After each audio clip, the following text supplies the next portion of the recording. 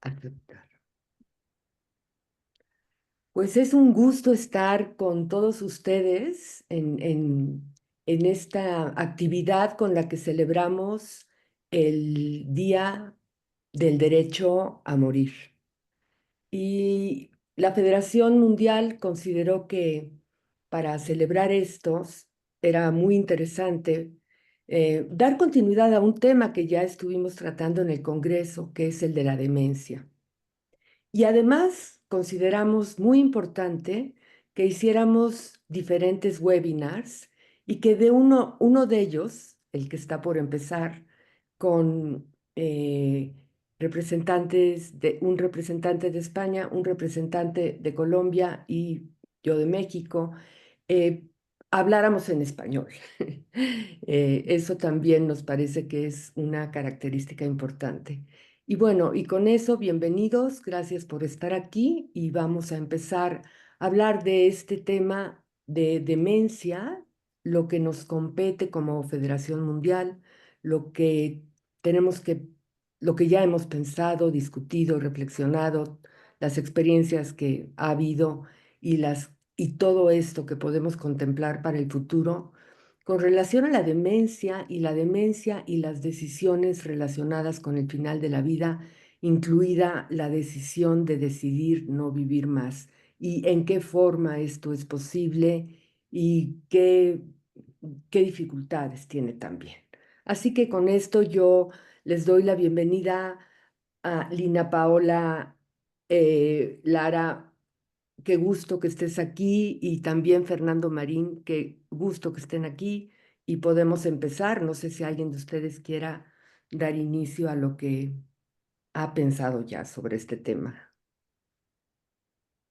Como quieras, Lina, ¿empiezas tú? Está bien, sí, está bien. Buenos días, Fernando. Buenos días, Asun.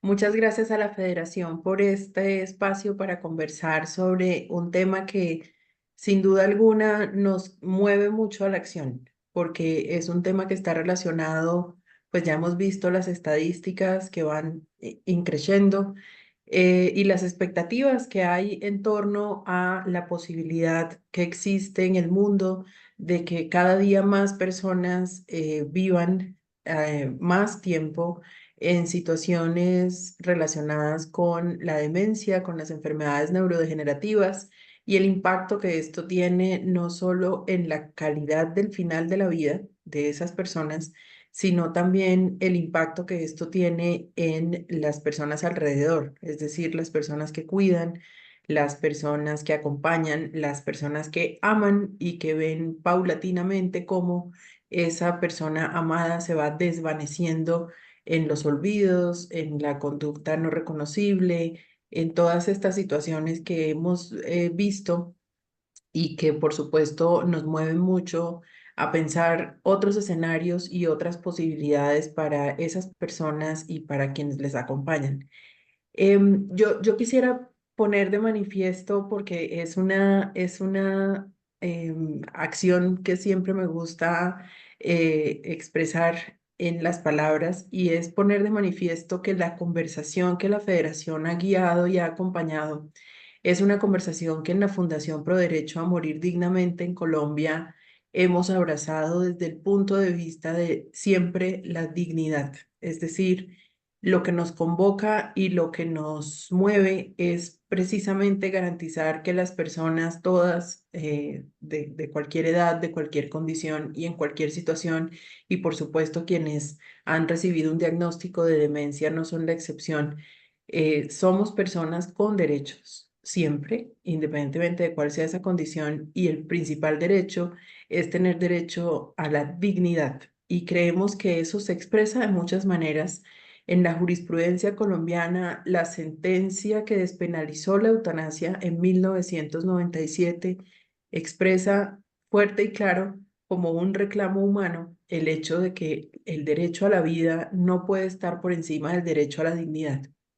Y sobre esa base jurisprudencial están hechas como en un gran tejido garante de la dignidad que tenemos todas las personas ciudadanas colombianas, A partir de esa expresión, el derecho a la vida no puede estar por encima del derecho a la dignidad, es que está construida toda nuestra jurisprudencia. De manera que lo que nos convoca siempre en DM de Colombia, y sé que es así en las otras asociaciones, ya Fernando nos contarás, Asun ya lo sabe, lo que nos convoca siempre es este reclamo, porque también el final, toda la vida, pero particularmente el final, se vivan en dignidad. Eso nos ocupa y nos preocupa también cuando hablamos de demencias, porque ese es un panorama en el cual todo cuanto hemos previsto y cuanto hemos planeado para otros diagnósticos y para otras situaciones en las cuales la enfermedad nos pone en jaque, pues digamos, a veces nos quedamos cortos, ¿no? Cuando se trata de casos en los que hay demencia, a veces nos quedamos cortos. Entonces, quería empezar por ahí, por ponerle resaltado, negrita, cursiva y subrayado y todo lo que se pueda a la dignidad, que es Mm. como el motor de todo lo que hacemos y dejar manifiesto simplemente como porque quede expresado en este webinar también que eso que nos mueve a la acción, a las asociaciones, fundaciones y por supuesto a la federación es nuestra ocupación permanente en garantizar la dignidad al final de la vida. Sí, sí, siguiendo un poco con la idea de Lina, mm, totalmente de acuerdo. Vivimos en sociedades democráticas que se caracterizan por la libertad individual, lo cual implica la pluralidad. Es decir, que nuestro concepto de dignidad, que está muy asociado a la libertad individual, a la capacidad que tienen el ser humano, que tienen las personas de dotar de sentido, de hacerse preguntas trascendentales, ¿no? Las preguntas radicales de quiénes somos, de dónde venimos, dónde vamos, qué sentido tiene todo esto. Mm, para nosotros, para nosotras, está estrechamente relacionado con el sentido que cada persona le otorga a su vida y a su dignidad. Va unido la libertad con esa dignidad, en contra de otro concepto que utiliza la misma palabra, es el mismo concepto de una interpretación distinta, y es esa dignidad ontológica que te pertenece como ser humano y que no pierdes nunca, ¿no? Bueno, y que nosotros también aceptamos, completamente de acuerdo, pero no estamos hablando de esa dignidad, estamos hablando de la dignidad ética que depende de lo que hagas con tu vida y también de cómo te trate la vida, muchas veces del azar, de la enfermedad. Y ahí es donde surge la pregunta de eh, qué dignidad tiene una persona que no sabe quién es, ni si es por la mañana o por la tarde, ni dónde está, ni quiénes son sus seres queridos. Está claro que el proyecto vital ha terminado. Está claro que esa persona, porque claro, bueno, esto hay una cosa que puntualizar. Hablamos de demencia. En realidad, es un tema complejo, tan complejo como la vida. La vida en cualquier elemento tiene bastante complejidad. Hablaríamos de personas con capacidad de decidir todavía y personas que perdieron su capacidad de decidir, que digamos sería lo más complejo. Entonces, mientras que una persona tiene capacidad de decidir, sabe qué día soy, sabe qué hora soy, dónde está, quiénes son las personas que le rodean, bueno, pues esa persona es libre y en principio sobre esa voluntad de morir no debería haber ninguna duda. Luego entraríamos en otro elemento conflictivo o que está sometido a discusión, y es cuando esa persona ha perdido su capacidad, ¿no? Y ahí es donde claro, la eutanasia en personas con demencia avanzada sin capacidad para tomar decisiones, eh, en realidad la muerte voluntaria es un oxímoron, no existe voluntad de morir, tampoco existe voluntad de vivir, no existe voluntad en general, porque está muy deteriorada y hace una vida camasillón, se sienta donde le sienten, la duchan, le dan de comer y no tiene opinión, no tiene aun siendo prudentes y precisamente respetando bueno, que realmente sabemos un poco de cómo en profundidad funciona el cerebro, ¿no? Y cómo funciona la demencia, y esos afectos y por qué ante determinados tonos de voz reaccionan de una manera distinta. Bueno, no sabemos muy bien si en el fondo, ahí en lo más profundo del cerebro, existe algún tipo de memoria, pero precisamente por eso para un sector de la sociedad, el que se asocia y lucha por porque se respete esa pluralidad, porque se respete nuestra forma de pensar y no se nos imponga un valor dignidad a través de los códigos penales, que es lo que está ocurriendo en la mayor parte del mundo, y se respete la voluntad de morir, la disponibilidad de la propia vida. Para nosotras, pues vivir así no tiene sentido.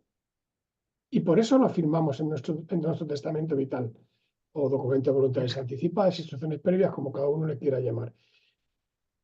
Y entonces, en este caso, cuando las legislaciones de Países Bajos y España, ¿no?, han querido atender a esa aspiración de decir, mira, yo si tengo la mala suerte de tener una demencia y ya no recuerdo que me llamo Fernando, ni siquiera sé que hice un testamento vital, ni que estuve militando en derecho a morir dignamente. A lo mejor algo me suena, pero eso de eutanasia, muerte digna, no voy a saber nada de eso, no seré capaz de hacer las conexiones necesarias. En ese momento, en el momento en que ya no reconozca a mis familiares, en el momento en que entre en lo que la ley define como un contexto eutanásico, en ese momento quiero morir. Entonces, querré morir, no querré nada, pero y nos presenta esta situación paradójica en la cual por eso muchas personas se oponen, muchas personas que están de acuerdo con que seas tú la que decidas, se oponen porque dicen, ya, pero es que tú no decides nada, eso por un lado. Y por otro lado, y que es la siguiente dificultad que luego hablaremos, es cuando la ley te exige que tengas una experiencia de sufrimiento constante e intolerable a una persona que no puede contarla. Entonces, Que a lo mejor no lo tiene, incluso a lo mejor no lo tiene, porque esa no fue su razón para no querer vivir. claro, ¿de qué hablamos cuando decimos sufrimiento constante e intolerable? Decimos, no, si está ahí, mira, está ahí tan tranquilo, mira, lo hemos sentado en el sillón, si parece mentira que estuviera en DMD, si no se queja, si está ahí, no se entera. Venga, Fernando, vamos a tomarte un vasito de agua o un té a media mañana. Y vas, te lo tomas así, entonces, a la hora de decir, ¿esa persona tiene sufre o no sufre? Pues es una respuesta también muy complicada, pero sí que entendemos que cuando el legislador incorporó la posibilidad de pedirlo en el testamento vital es porque, y además en el caso de España claramente, ¿no?, se liga al concepto de dignidad y que es personal, que hay personas que en el fondo, cuando un enfermo terminal de cáncer prefiere morir a la opción paliativa, quiere morir antes de llegar a ese estado de deterioro en el cual los paliativos desarrollan todo su potencial y alivian todo ese sufrimiento físico, y la persona no quiere llegar ahí porque no quiere vivir ese deterioro, en el fondo no es tanto por el sufrimiento, es por su concepto de dignidad. Es porque vivir así a esa persona ya no le compensa, o una persona Claro. con edad que se va deteriorando, es al final lo mismo, es porque así no quiero vivir. Y no significa que otras muchas personas encuentren significado, incluso sean felices en situaciones de enorme deterioro, pues muy bien por ellas. Nos parece que nosotros no hacemos ninguna invitación a nada, simplemente que esa pluralidad se refleje. Entonces, sí que existen estas controversias, ¿no?, sobre quién decide. El anterior, la persona anterior decide sobre la que va a llegar a ser y eso es lo que se toma en cuenta y eso a veces puede establecer, por lo menos en términos filosóficos, un dilema, ¿no?, a resolver. Sí, Pero y luego cuando nos dicen, claro, es que vosotros lo que estáis proponiendo es que ser viejo no merece la pena, no tiene valor. Y no, además no, con demencia, dice, vamos a ver, no, ni nada que siquiera, ni lo uno ni lo otro, ¿no? Que nosotros en un momento dado estemos hablando, como hacen ahora mismo en algunos sitios, de la muerte voluntaria por vida cumplida y tal, no significa que esto sea una propuesta para ninguna persona, es una opción más que te abre el abanico, sobre todo sabiendo que desde el principio de los tiempos hay personas que deciden disponer de su vida, que esto es una realidad. No es una Claro. cosa, no es una cosa que haya inventado la Federación Mundial por el derecho a morir, ¿no? El suicidio existe desde siempre. Y lo que pretendemos es que si quieres finalizar tu vida, pues lo hagas de una forma responsable y además segura, o sea, asistida, y no Claro. tener que buscarte por ahí, por internet, amigos, favores, y luego, bueno, líos, ¿no? Sino, bueno, vamos a morir bien, acorde a una sociedad democrática, ¿no? Con derechos y tal. Y en el caso de la demencia, aceptemos que hay personas que no encuentran sentido a esta vida. Lo mismo que nosotros aceptamos que haya personas que consideren como cuando se murió Eloana Englaro, que el Papa fue a ver a una persona en estado vegetativo y decía, es que ahí está Dios. Maravilloso que tú tengas esas creencias. Si yo lo respeto, yo no me meto con eso, pero yo no las tengo. Claro, pero ahí creo que Fernando has tocado un punto que para nosotros es particularmente un punto de discusión sin duda alguna, y es el punto de qué es lo que las personas consideramos que es estar vivas. O sea, nos ha servido mucho aquí, nos ha prestado un gran servicio estudiar a profundidad y hacer la distinción entre la vida biológica y la vida biográfica. Ese es un elemento que yo creo que informa no solamente la toma de decisiones, sino que adicionalmente procura una reflexión que es mucho más profunda que la reflexión escasamente médica o la reflexión escasamente jurídica, legal, o la reflexión escasamente espiritual o la reflexión escasamente, todas son escasas, digamos, o sea, si el punto de vista es solo uno, por ejemplo, Asun decía ahorita, es que el punto de vista filosófico importa, claro, importa en un conjunto de puntos de vista en el que la cuestión central es si la vida que vamos digamos, a extender por medios tecnológicos, médicos, bueno, todas las posibilidades que haya, es simplemente, y lo digo así con ese énfasis, simplemente la vida biológica que necesitamos todas para estar despiertas, respirando con la temperatura adecuada, con la tensión arterial adecuada, con todos los indicadores y marcadores médicos de la vida biológica los compartimos con muchas personas, muchas. Incluso las personas que están en estado vegetativo tienen esos marcadores tan, digamos, fáciles. Es fácil tomar esa medida. Pero el distintivo, por así decirlo, o la cuestión diferencial aquí es la vida biográfica. Y como Asun decía hace un momento, yo estoy, creo, de acuerdo, si entendí bien, porque lo dijiste rápida y brevemente, pero creo que habría que profundizar un poquito más en eso que dijiste rápida y brevemente, y es la idea de que las personas somos individuos cada vez más cambiantes y vivimos en entornos que son asimismo cada vez más cambiantes. De manera que tener esta apreciación sobre el transcurso vital y la totalidad de la vida nos permite tener una perspectiva distinta sobre esa toma de decisiones que estamos realizando. Entonces, cuando firmamos un documento de voluntad anticipada, decías Fernando, y comparto la apreciación cuando firmamos un documento de voluntad anticipada que precisamente se llama así, anticipada, porque no sabemos qué va a pasar más adelante, pero sí podemos tomar decisiones o por lo menos prever esos escenarios en los que hoy no estamos, gracias a que tenemos una idea un poco borrosa en algunos casos, muy nítida en otros de que ese transcurso puede sufrir unos giros drásticos. Y esos giros drásticos lo que hacen es poner en cuestión qué es lo que nosotros consideramos como la verdadera vida vivible, aquella en la cual tenemos autonomía, aquella en la cual podemos lidiar incluso con achaques y con malestares menores que tienen tratamiento y elegir si queremos tratarlos o no y de qué manera, que es realmente la gran conquista que hemos hecho en términos de los derechos a la salud, incluidos los derechos a la muerte digna. O sea, yo creo que la gran conquista tiene que ver con la toma de decisiones informadas sobre qué preferiría yo en un escenario u otro, que no es mi escenario actual necesariamente, pero que está dentro de las probabilidades. O sea, siempre que la humanidad siga viviendo, es decir, siempre que el cambio sociodemográfico nos ponga en este lugar, es decir, el lugar en el que más personas viven la vejez durante más años, pues tenemos que hacernos preguntas que no están restringidas a este momento presente, sino que Claro. están planeadas en el sentido de ¿y qué tal si?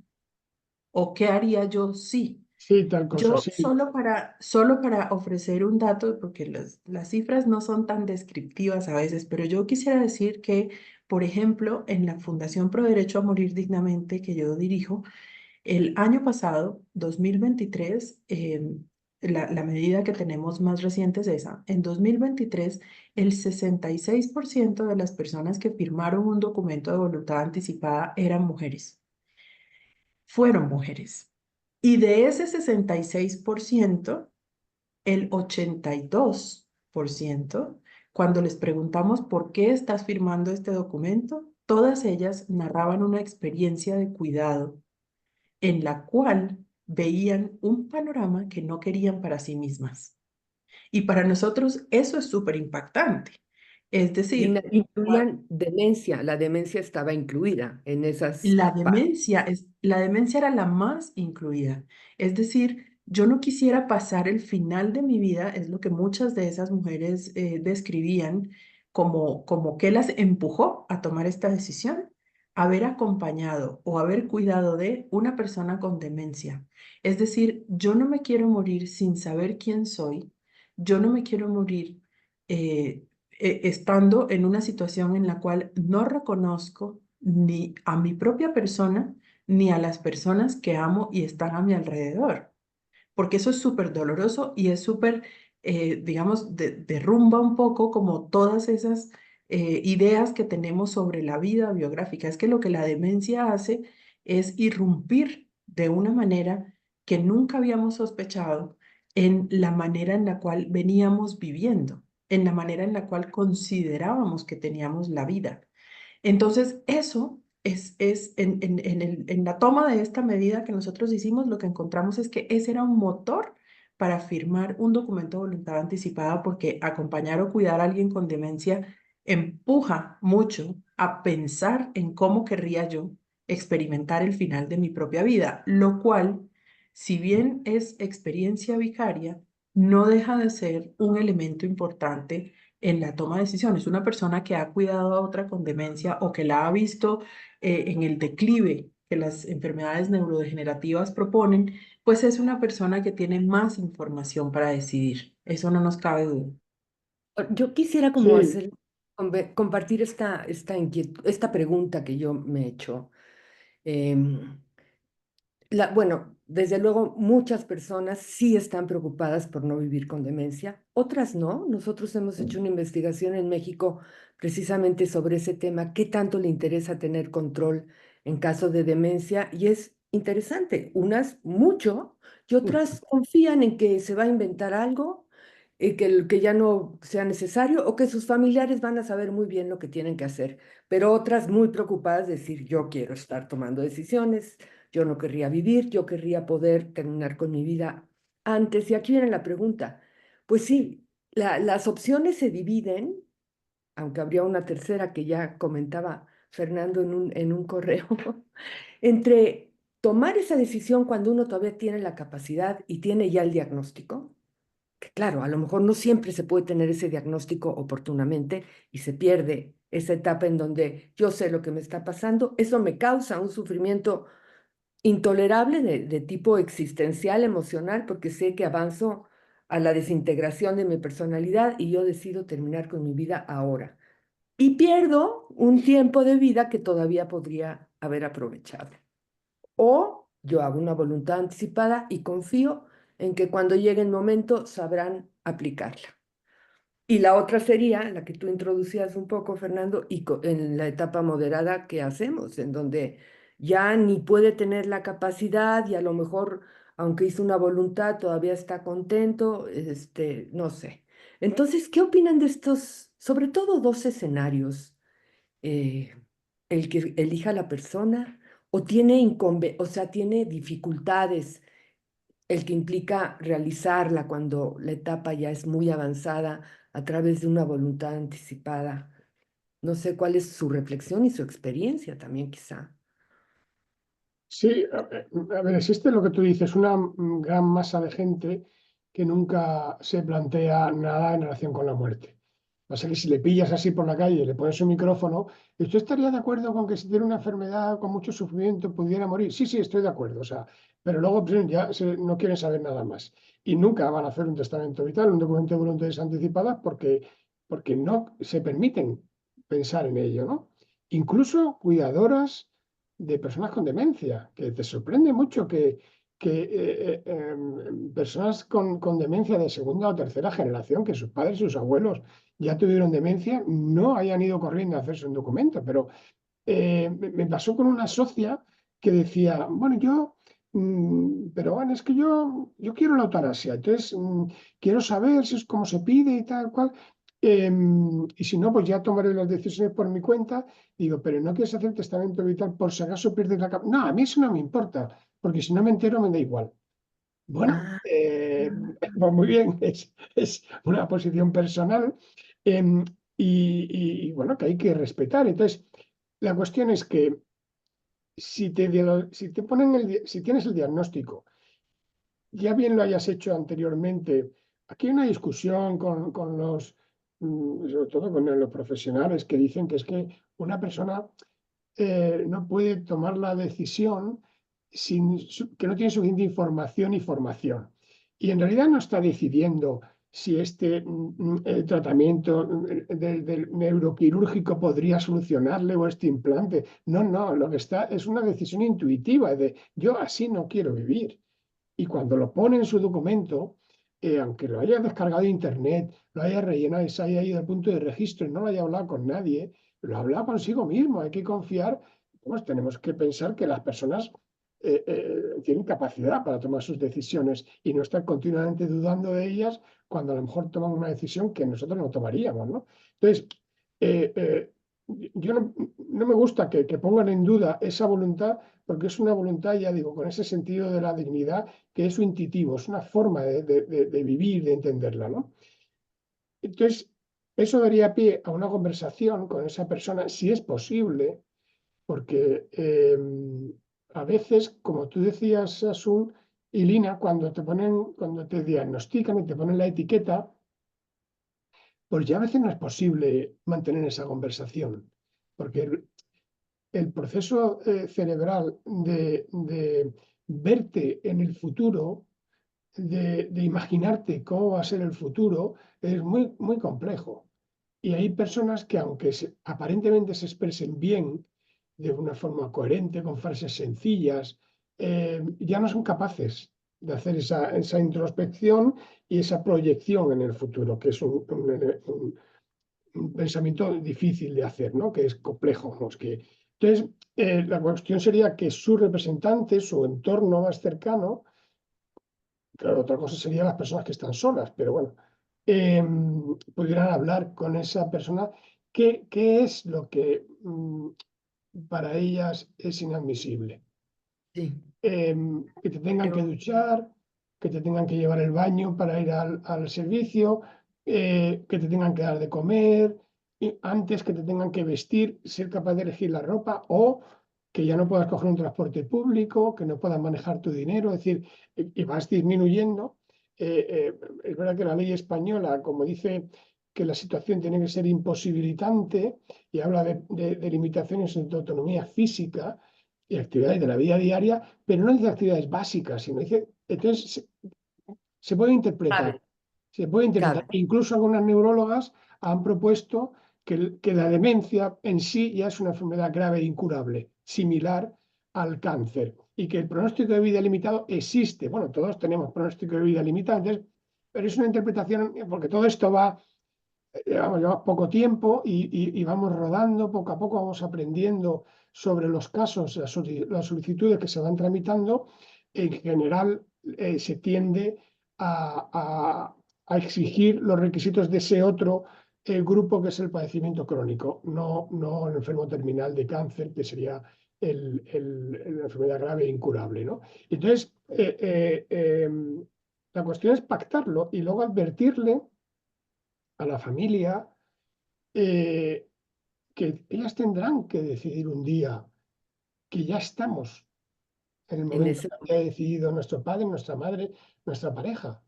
Eh, Porque ya no es capaz de leer el periódico, no lo comprende, no es capaz de ponerse una película ni leer un libro porque se confunde o lo llevas al cine y al rato ya se quiere ir porque no es capaz de seguir la película y es capaz de ir y comprarse otra vez el mismo libro y luego cuando lo descubre le provoca una frustración y luego se lo olvida enseguida, algo me pasa, yo así. Y entonces, pues cada representante se supone que en base a una conversación previa, porque es una conversación muy difícil de tener, pues ya decide poner en marcha esa solicitud. Y esto es una responsabilidad. En realidad, tú no decides nada, porque ya la decisión se supone que está tomada en el documento de voluntad. Bueno, se supone no, está tomada en las voluntades anticipadas. Tú lo que decides compartes con el cuándo. profesional, con el médico responsable, es si ha llegado el momento. Y entonces, Claro, pero ahí hay un par de cuestiones, perdón que te interrumpa, Fernando, pero es que me parece que es clave como poner el foco en un par de cosas que has mencionado y que creo que han sido el objeto de tanta discusión, especialmente jurídica y legal, que es la discusión sobre el consentimiento sustituto o el consentimiento subrogado. Eso aquí todavía no lo hemos podido resolver. Y a mí, en cierto modo, voy a decir, no me da pena decir que en cierto modo me parece bien que no lo hayamos podido resolver todavía. O sea, esa pensada necesita más tiempo y necesita más disciplinas y más personas capaces de tomar medidas objetivas, tanto como tener en cuenta la experiencia individual que siempre será superior a cualquier teoría o a cualquier concepto que se pueda hacer. Yo a ese respecto creo que importa mucho tener una idea sobre que esa vida biográfica de la que estaba yo hablando hace un momento implica también establecer unos vínculos y unas relaciones de confianza. Porque fíjate que cuando la persona no puede decidir si esa garantía perdón, si una persona ha decidido antes en un documento de voluntad anticipada, quienes se vuelven garantes de que esas decisiones previas efectivamente ocurran como la persona lo quería, son justamente esos que Fernando estaba describiendo como esas personas que hacen la mejor interpretación posible de la voluntad de alguien que ahora ya no puede comunicarla, que dejó por escrito lo que en España llaman testamento vital y nosotros llamamos voluntades anticipadas. Ese es un elemento, pero el otro elemento es cuál es su situación actual, dado que los criterios legales, por ejemplo, para ser solicitante de un procedimiento de eutanasia incluyen, claro, sufrir una enfermedad grave e incurable, que en el caso de las enfermedades neurodegenerativas están incluidas, tanto como las condiciones psiquiátricas como de largo curso y cosas de ese estilo, pero que adicionalmente está ese criterio del que Fernando hablaba al principio del sufrimiento, es decir, un sufrimiento que la persona considera incompatible con su propia idea de dignidad. Eso supone, de base, que la persona ya ha trazado la línea roja antes y ha dicho, a mí el día que me tengan que cambiar un pañal, ya no más. O a mí el día que no reconozca a la gente con la que he vivido, mi familia, las personas significativas para mí, hasta ahí yo quisiera llegar, etcétera.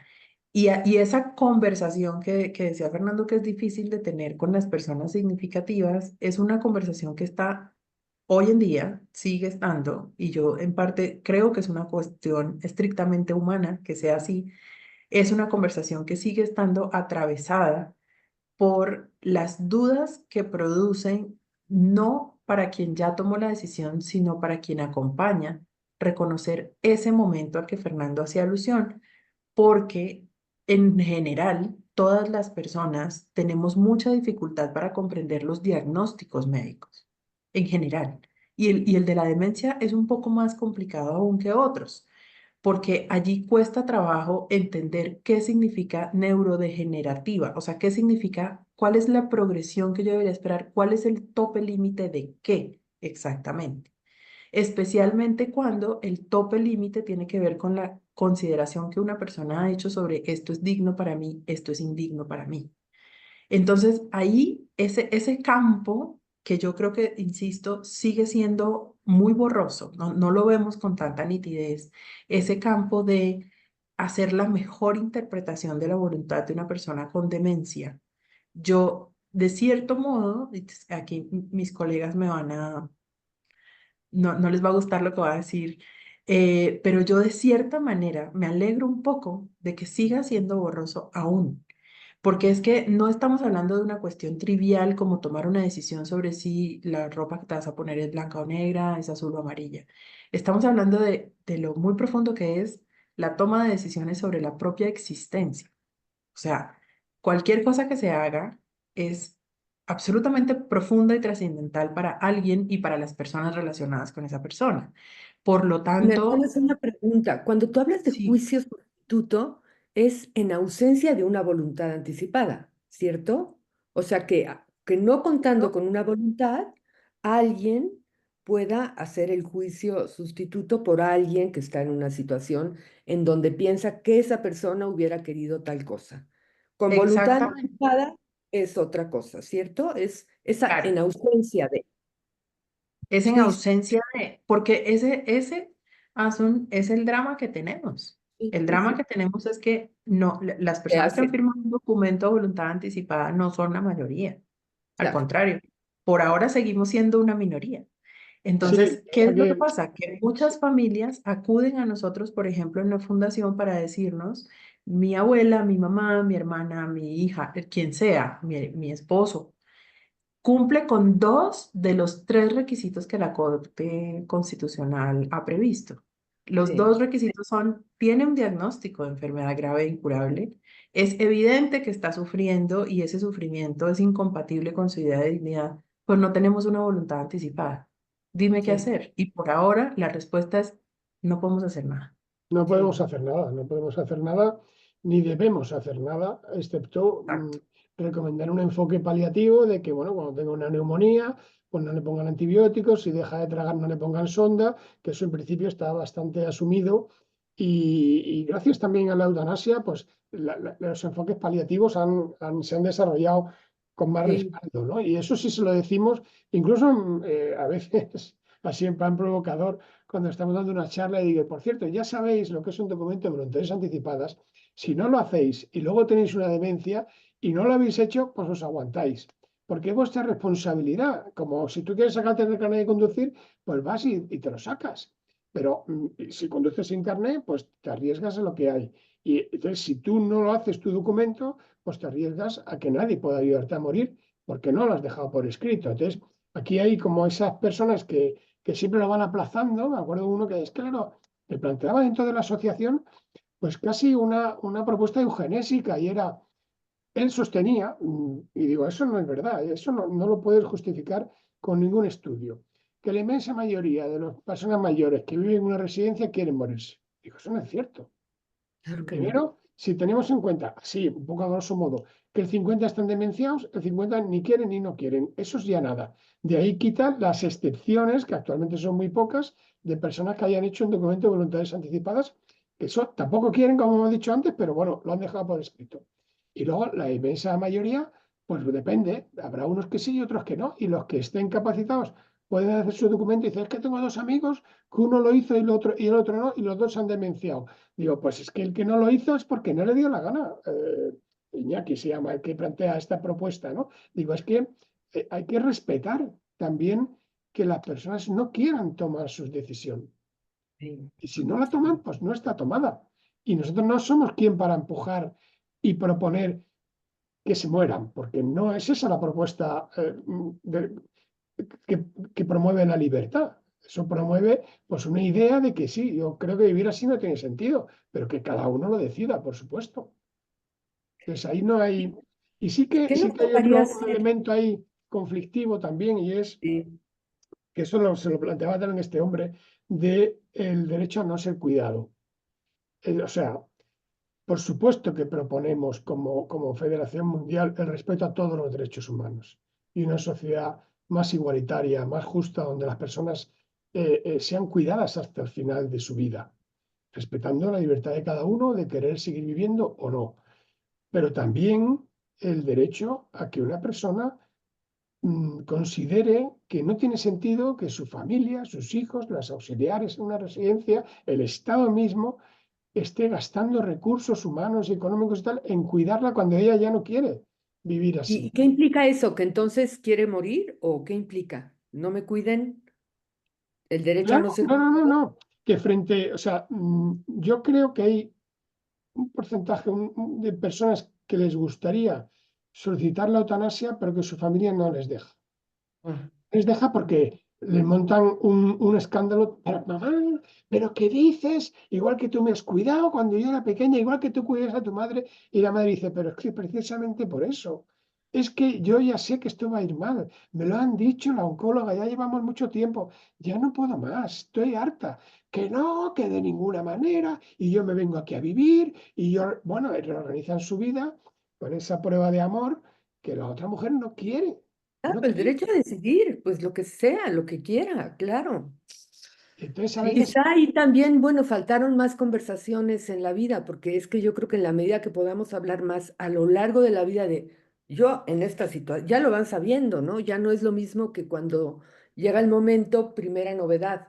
Igual pueden reaccionar así, pero yo creo que mientras más hablemos a lo largo de la vida de qué cosas queremos y de qué manera nos resultaría indigna la vida, más preparados llegan todos, llega la persona y los demás. Eso es algo que podemos hacer y promover, porque ¿no? Y realmente, luego, sí, y luego esta conversación, estas conversaciones que tenemos que promover continuamente, pues evitarán también muchas veces esa hipocresía de, tú le preguntas a lo mejor a las hijas, a los hijos, sobre una persona con una demencia avanzada, y dices, ¿tú crees que lo mejor que le podía pasar es morirse? Y dices, hombre, por descontado, ojalá le dé un infarto de miocardio por esta claro, noche y se muera, ¿no? El bendito infarto de sí, miocardio. Pero si le planteas que esa persona había hecho su testamento vital o que esa persona, por su historia de valores, muchas veces se había pronunciado a favor de morirse cuando ya perdiera su capacidad y que entonces no hay que utilizar ni la alimentación, ni ingresos y que hay que parar, entonces no. sí. Entonces, eso les da, bueno, creen que está mal, ¿no? Por esta, mm, no por motivos religiosos, sino por una cultura de origen religioso que asocia pues esta decisión sobre la vida de las personas a algo que está mal, ¿no? Sobre adelantar la muerte como algo que esté mal. Y te encuentras a veces con situaciones complicadas donde dices, es que sois vosotros los que tenéis que tomar la decisión y reunir a mm. los hermanos, a lo mejor una persona que está en una residencia, que está entre que le ponen alimentación o no le ponen alimentación artificial, entre que siguen con tal o no, o que ingresen en la UCI o no, o la llevan o no al hospital. Digo, pues pensar qué es lo mejor para esa persona, atendiendo a qué diría esa persona si pudiera.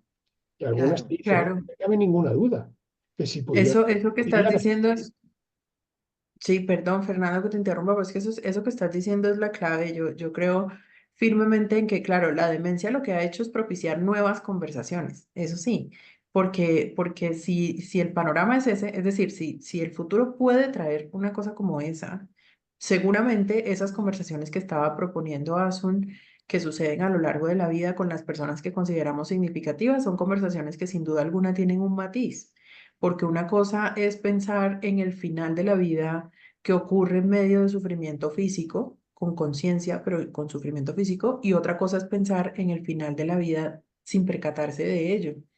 Y lo que la demencia pone de manifiesto es el hecho de que no solo a cualquiera de nosotras nos puede pasar, sino que además pone, digamos, es el asunto de la desvinculación que la demencia trae consigo, ¿no? Porque una cosa es estar rodeado de las personas que quieres, experimentar por ejemplo, las personas que sufren cáncer y que reciben cuidado paliativo y que se hacen todos los tratamientos posibles, quimioterapia, radioterapia, cirugías, etcétera, y piensan que están haciendo eso de cierta manera con el apoyo social de esa red que han tejido a lo largo de la vida, pues son personas que tienen una reflexión distinta sobre cuándo es el momento.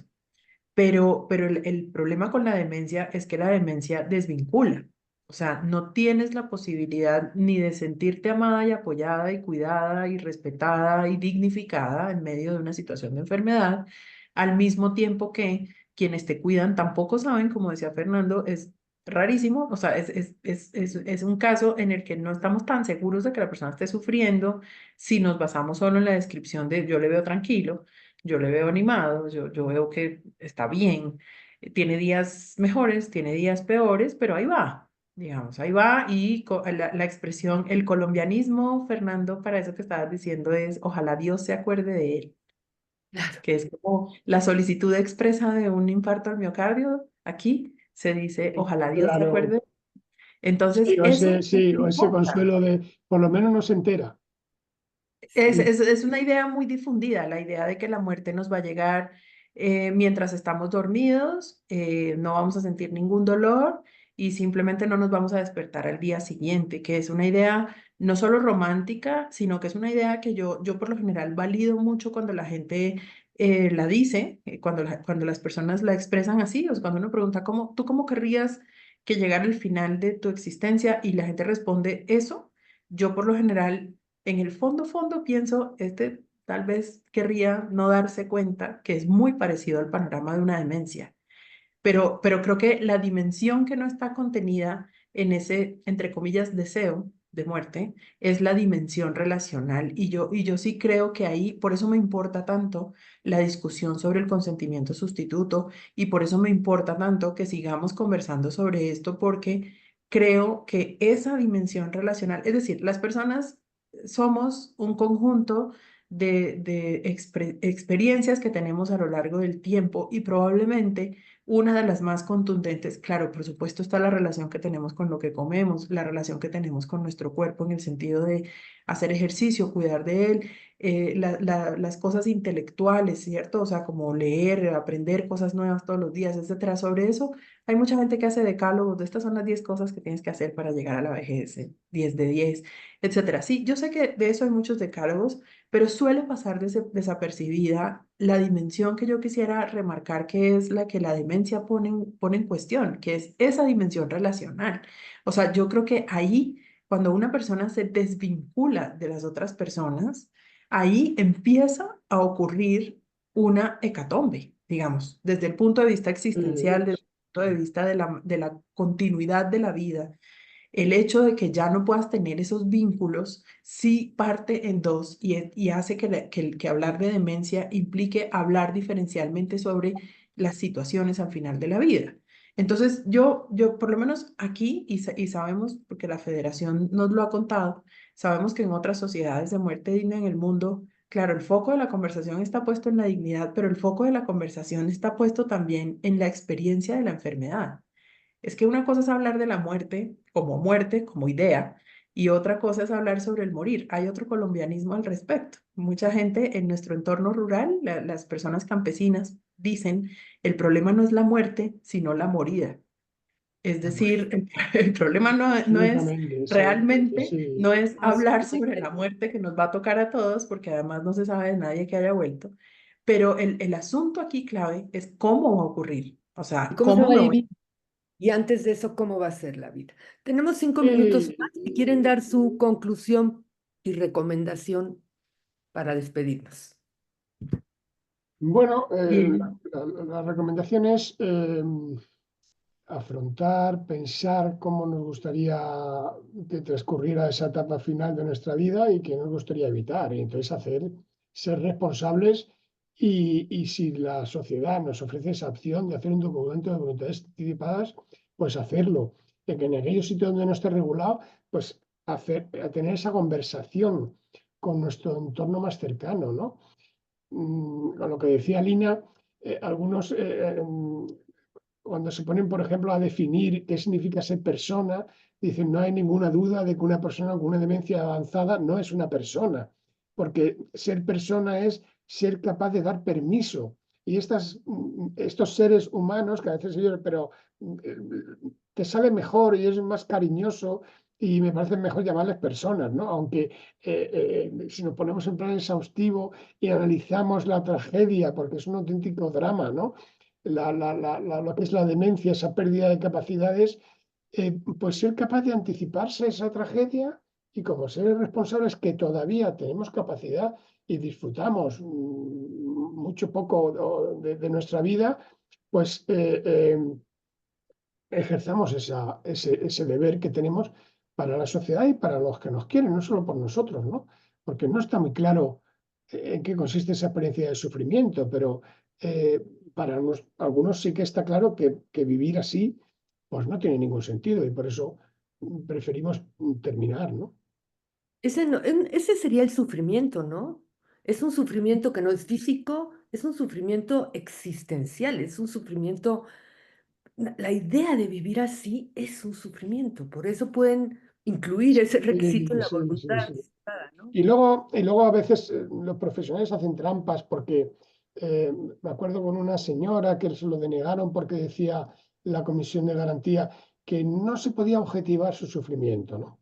Como si hubiera un sufridómetro y porque su mujer está tranquila y decía un perito que incluso llegó a una estancia judicial y tal, que no estaba tranquila, que estaba sedada, que con la cantidad de medicación que estaba hasta las cejas de neurolépticos y que con esa medicación cualquiera nos quedaríamos tranquilos. Claro, porque son tranquilizantes mayores, pero que eso es hacer trampa. Claro, Entonces, todo es complejo, pero lo que hay que intentar es respetar quién es esa persona, quién era esa persona cuando firmó su documento, por qué lo hizo y tratar de respetar su dignidad hasta el final, ¿no? De acuerdo, sí, y yo solo quisiera añadir, Asun, que me parece súper clave esto que has dicho sobre, digamos, tal vez es una habilidad que necesitamos desarrollar mejor como sociedad y es la habilidad de propiciar las conversaciones que son fundamentales. O sea, yo no creo que el uso de la palabra trascendental está como muy venido a menos en estos días. Porque puede que no sea trascendental en la forma en que usamos esa palabra. Pero yo sí creo que hay unas conversaciones que son fundamentales que deberíamos poder tener con tranquilidad, por lo menos con serenidad, Ujú.